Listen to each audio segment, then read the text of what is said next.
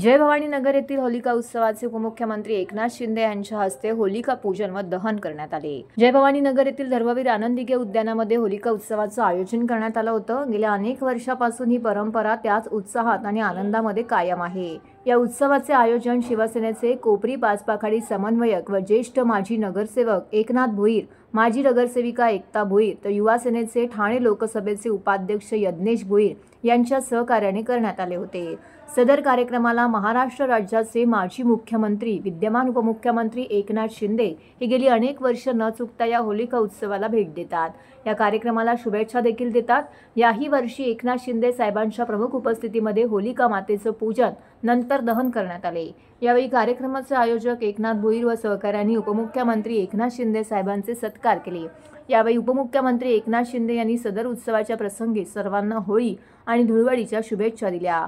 यावेळी शिवसेनेचे कोपरी पाचपाखाडी समन्वयक व ज्येष्ठ माजी नगरसेवक एकनाथ अनंत भोईर, माजी नगरसेविका एकता भोईर, शाखा प्रमुख संजय जाधव, युवा सेना ठाणे लोकसभा उपाध्यक्ष यज्ञेश भोईर, युवराज भोईर, विलास राऊत, मनोज साळवी, राजेश माने, दिलीप साळुंके, सुभाष थोरात, युवा सैनिक, महिला आघाडी पदाधिकारी, समस्त शिवसैनिक बंधू भगिनी मोठ्या संख्येने उपस्थित होते। सर्व नागरिकांना, महाराष्ट्रातल्या तमाम जनतेला मनापासून शुभेच्छा देतो आणि ही होळी उद्या रंगपंचमी धुळवड आहे। अतिशय नैसर्गिकरित्या पर्यावरणपूरक अशी होळी नागरिकांनी साजरी करावी अशा शुभेच्छा देतो, असं आवाहन करतो। आणि प्रदूषणमुक्त होळी आणि रासायनिक रंगमुक्त होळी आणि पर्यावरणपूरक रंगांची होळी या ठिकाणी नागरिकांनी साजरी करावी अशी शुभेच्छा देतो। आणि खऱ्या अर्थाने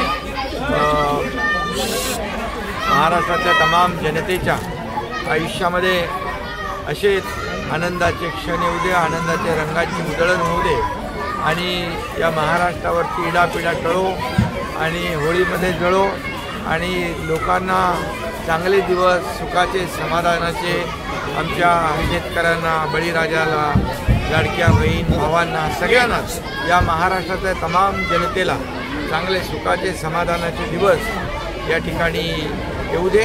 ही होळी गेले 35 वर्ष माननीय उपमुख्यमंत्री, महाराष्ट्र राज्याचे यशस्वी मुख्यमंत्री यांच्या हस्ते हिचं पूजन होतं आणि या ठिकाणी एक गाव एक होळी ही याची प्रथा आहे।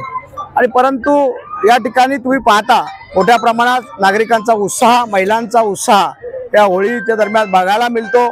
आणि त्याचबरोबर आपण या परिसरातील सर्व नागरिकांना मनापासून होळीच्या शुभेच्छा देतो आणि या होळीमध्ये दारिद्र्य, दुःख सगळे जळून जाऊ द्या, चांगली सद्बुद्धी येऊ द्या, जे चुकीचे विचार आहेत ते दहन करण्याची खरी होलिका मातेची हे आहे।